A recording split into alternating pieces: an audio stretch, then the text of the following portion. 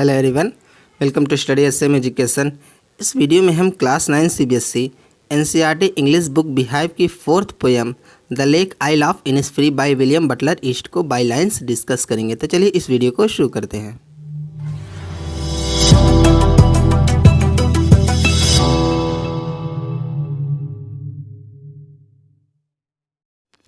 जैसे about the poem है, this well known poem explores the poet's longing for the peace and tranquillity of Innisfree, a place where he spend a lot of time as a poet. मतलब ये जो जानी मानी poem है वो poet के उनके जो पीस मतलब क्या होता है, शांति, और ट्रैंक्विलिटी, इसका भी मतलब वही शांति के टाइप का कुछ होता है। I mean जो उनको शांति और पीस जो उन्हें इनिसफ्री जहाँ पर वो एक ऐसा प्लेस जहाँ पे उन्होंने पूरा अपना बचपन गुजारा था, उस प्लेस पे जो उनको शांति मिली, उसको ट्रैंक्विलिटी मिली, उनको उसकी जो चाहत उनके मन में है उसके बारे में हमें एक्सप्लोर करती है, बताती है।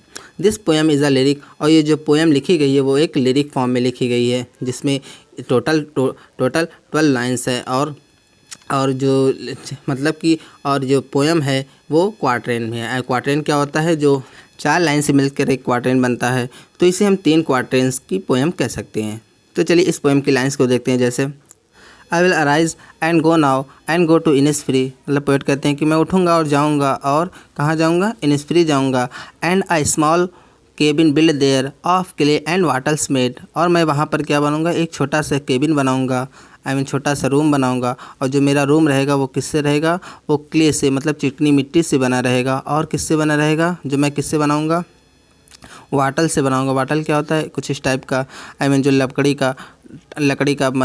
को जोड़कर मिलाकर बनाया जाता है, जिसको हम लोग अपने लैंग्वेज में क्या बोलते हैं, टट्टर बोलते हैं। तो जो मेरा घर रहेगा, जो केबिन रहेगा, वो किससे रहेगा, चिकनी मिट्टी और वाटल से मिलकर बना होगा।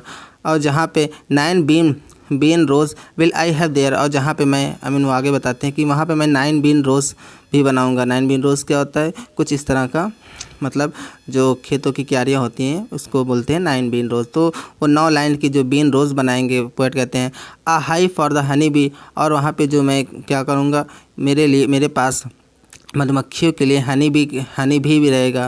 हाइव क्या होता है, मधुमक्खी का छत्ता होता है। जो हनी भी रहेंगे उसके लिए एक हाइव भी रहेगा। And live alone in the bee loud glade, और जो उस ग्लेड का मतलब क्या होता है, जो वनपथ होता है, वन मैदान होता है, उसको हम लोग क्या बोलते हैं, ग्लेड बोलते हैं। तो और वहाँ पे जो ग्लेड रहेंगी, जो वन मैदान में मैं वहाँ पर अकेले ही रहूँगा। और इस तरह से जो पोएट हैं बताते हैं हमको कि उन्हें कैसे जो पीस है, वो पीस की तलाश में वहाँ पे अकेले वो वहाँ पे रहेंगे। आगे देखते हैं, जैसे आगे के lines, and I shall have some peace there, और वहाँ पे मेरे पास जैसा कि जो इनिसफ्री है वहाँ पे वो अकेले रहेंगे, और वहाँ पे इसलिए वहाँ पे उन्हें शांति मिलेगी। For piece comes dropping slow, और जो पीस उन्हें मिलेगी वो धीरे धीरे उनके पास आएगी। उनके मन में धीरे धीरे प्रवेश होगी। Dropping from the veils of the morning to where the cricket sing, और जो जैसे जो मॉर्निंग के वक्त जो टाइम जो ओस की बूंदें होती हैं, वो धीरे धीरे साफ़ होती हैं। तो उस तरह से वो जो पीस रहेगी, वो ट्रैंक्विलिटी रहेगी, पोएट के मन में आएगी। जहाँ पे आगे बताते हैं टू वेयर द क्रिकेट सिंग, जहाँ पे जो क्रिकेट रहते हैं, क्रिकेट क्या होता है, एक टाइप का इंसेक्ट होता है जिसको हम लोग क्या बोलते हैं, झींगे बोलते हैं। तो जो क्रिकेट होते हैं वो गाते हैं। और उसके बाद देयर मिड्स नाइट ऑल अग्रिमल और ग्लेमर, और जो यहाँ की जो जो पोएट आगे बताते हैं कि मैं वहाँ पे क्या देखना, मिड नाइट की जो ग्लिमर होती है, वो चमक होती है, उसको देखना चाहता हूँ।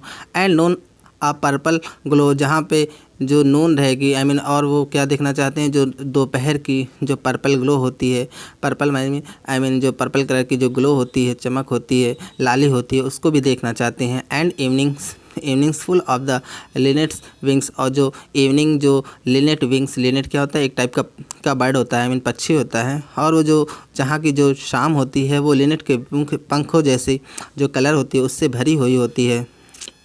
उसके बाद आई will arise and go now, मैं उठूँगा और जाऊँगा। For always night and day, यही मैं दिन रात रातों दिन सोचता रहता हूँ। वहाँ मतलब जो वहाँ इनिसफ्री जाने के बारे में पोएट कहते हैं कि मैं यही हर दिन रात सोचता रहता हूँ। I hear the lake water lake water lapping with low sound by the shore while I stand on the roadway और ऑन द पेमेंट्स ग्रे। मतलब आगे पोएट बताते हैं कि जब मैं रोडवे पर खड़ा रहूँगा या फिर पेमेंट्स क्या होता है, जो रास्ते का पथ का रास्ता होता है उसको हम लोग बोलते हैं पेमेंट्स बोलते हैं। तो जो पोएट बताते हैं कि जब मैं रोडवे पर रहूँगा या पेमेंट्स पे रहूँगा तो वहाँ की तट से मैं जो लो साउंड होती हैं वाटर की, जो वाटर से ढके हुए जो वाटर लैपिंग की लो साउंड होती है लेक को, उसको सुनूंगा या सुन सकता हूँ।